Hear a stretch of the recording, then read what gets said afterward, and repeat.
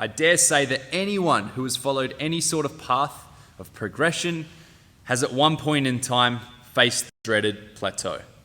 In today's episode, I'm going to give you 5 tips if you feel like your career or your training is stalling. Firstly, I'll just say that when you're training with the same people day in, day out, it can often be very hard to track exactly how quickly you are progressing. If you're not seeing new trainees come in, you can't really compare yourself to how you were when you first started. Perhaps the people you're training with are progressing at a faster rate than you are. So it might look like you're not progressing at all, or you're taking a back step. So that's definitely something to keep in mind. But even if you aren't progressing, there are definitely some ways that you can put yourself back on track.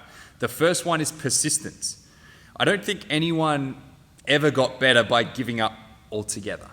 Sometimes it may make sense to have a rest, take a bit of a back seat, refresh for a little bit, and then come back. But really, if you can keep getting your reps in, if you can keep ticking all the boxes, working hard in every aspect, I find that often it just kind of starts to click. I know that for myself, it took several years, but it was almost overnight that everything kind of came together and started to make sense. Remember, wrestling is a marathon, not a sprint. Play the long game. Don't worry about anyone else's journey because yours is completely unique to you. Number 2 is attitude. And sometimes I find that if you are so obsessed about making progression and leveling up, it can actually make you do the opposite.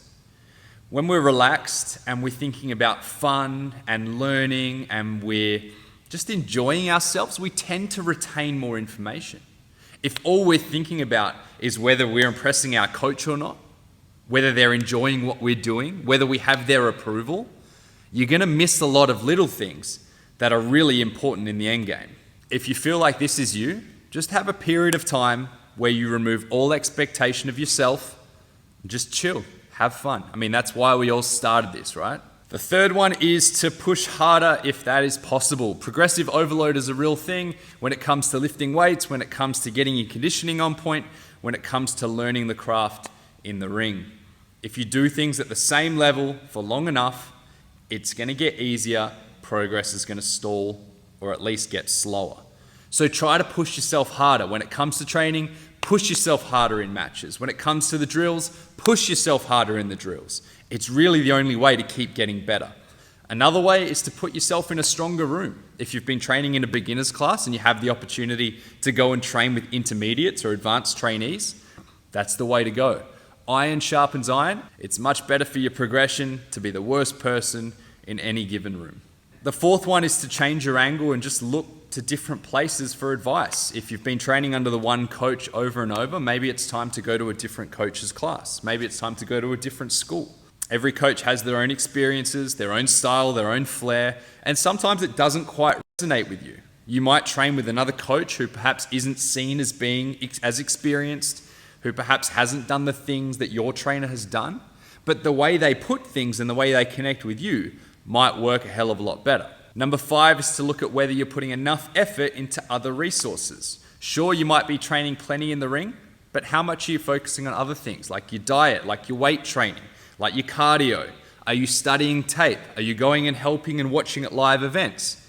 Maybe it's worth trying something else, trying a different endeavor. I always preach about the importance of grappling, doing things like jiu-jitsu or freestyle wrestling, a different form of grappling that can often help you with what we do in the ring.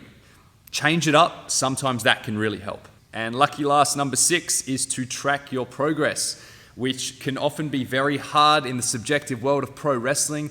But I know that in the early days, I like to take a lot of notes. I had a little diary. I would record everything I learnt. I would reflect on everything I learnt. But I'd also take notes of the things I did well, the things that I still need work on. You can also record things like your mood, your energy levels, how well you're sleeping at that point in time, things that are going on in your life. Sometimes other things that we don't think play any factor in our training or in our progression can actually have a major, major part in whether you're moving forward or not. So being able to look back on old notes and seeing how much you actually have progressed could really help your motivation and could really show you that it's a lot more than you thought it was in the beginning. So that's it, 6 tips for breaking plateaus. I know I said 5 at the beginning of this video, but I got all inspired and came up with something else. But I want to hear from you if you have your ways of breaking plateaus, things that work for you. Maybe you've tried these things in the past. Please let me know in the comments box below. Of course, if you haven't already, hit that subscribe button, ring that notification bell, and I'll see you next week for another episode of World-Beater Wrestling. If you want to see more videos like this, click on the subscribe button, spread the word, and if you have any questions or requests for World-Beater Wrestling, don't be afraid to comment below.